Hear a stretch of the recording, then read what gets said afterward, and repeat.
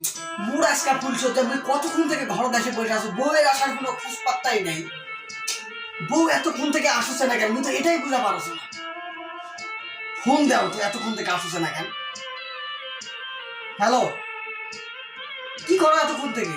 তাড়াতাড়ি ঘরে আসো, আমি কতক্ষণ থেকে বসে আছি। দাঁড়াও, আসতেছি।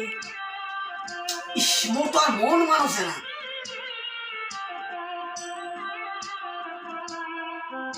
কে রে? কে ওটি? দেখো কে রে? কি ব্যাপার দাদু, তুমি তুমি ওটি কি করছেন? ওটি লুকে আছেন কেন? এদিকে আসো, দেখি এদিকে আসো।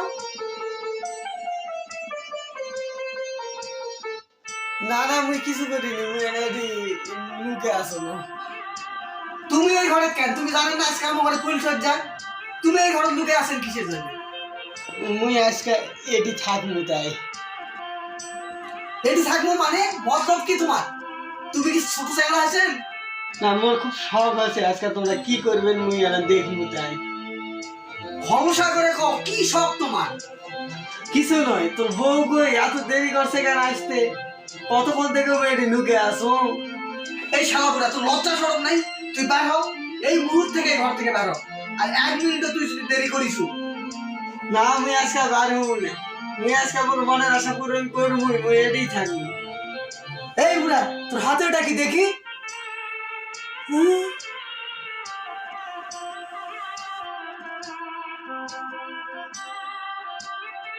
যাক, মোর মনের আশাটা আজকে পূরণ হবো।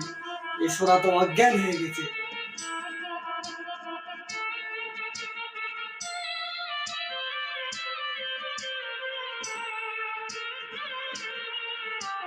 কি ব্যাপার, তুমি শুয়ে পড়ছো? হ্যাঁ, আমি শুয়ে পড়ছি, তুমি লাইটটা বন্ধ করে আস। তারপর যেটি ঘটল তা আর ভিডিওতে দেখানো সম্ভব নয়। শেষ পর্যন্ত দাদুর মনের আশাই সত্যি হলো।